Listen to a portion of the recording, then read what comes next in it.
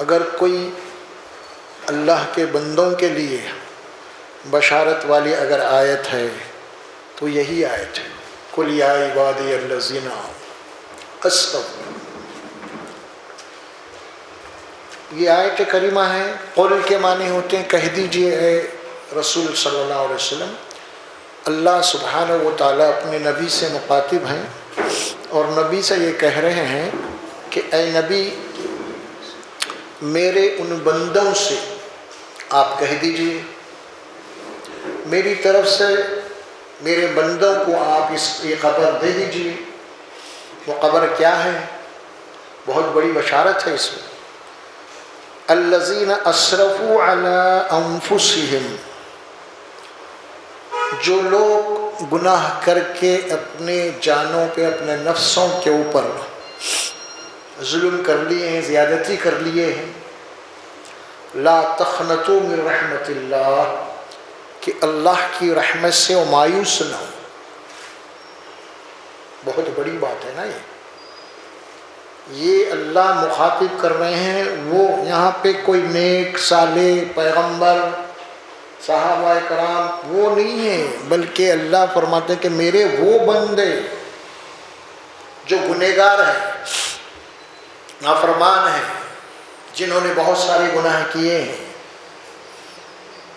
آپ انہیں میری طرف سے یہ خبر دے دیجئے کہ وہ اللہ کی رحمت سے مایوس اور نا امید نہ ہو۔ ان اللہ یغفر الذنوب جمیعا، بے شک اللہ تبارک و تعالی ان لوگوں کے سارے گناہوں کو معاف کیا ہے۔ انہ هو الغفور الرحیم، بے شک اللہ کی جو ذات ہے وہ غفور بھی ہے اور رحیم بھی ہے، یعنی وہ بخشنے والا بھی ہے اور رحمت کرنے والا بھی ہے۔ اللہ اپنے بندوں کو اپنے رحمت میں ڈھانکنے والا ہے۔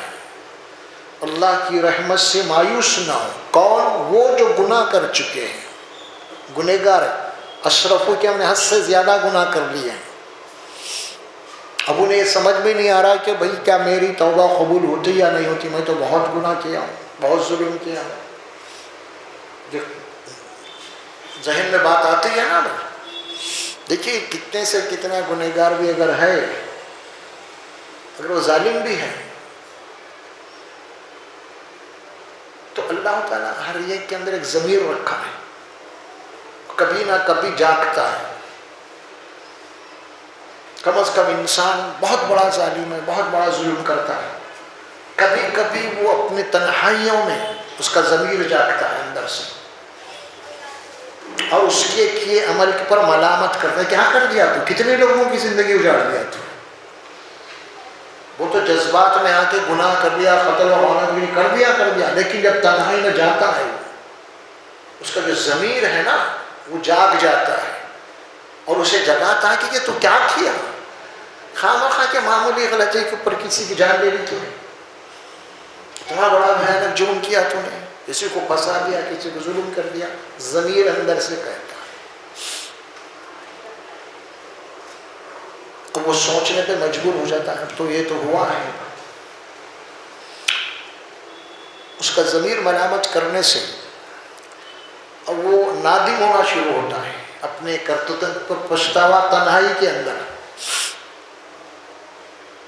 اب نفس اور شیطان اس کے پیچھے لگے ہوئے ہیں نا، اور اس کو بھڑکاتے ہیں، اور یہ بھڑکاتے ہیں کہ بھائی ہو گیا تجھ سے اتنا قتل کرا، اتنا غارت گیری کرا، اب تیری تو کوئی سوال ہی نہیں ہے، تیری مغفرت کا، تیری توبہ کے سب دروازے بند ہو چکے ہیں۔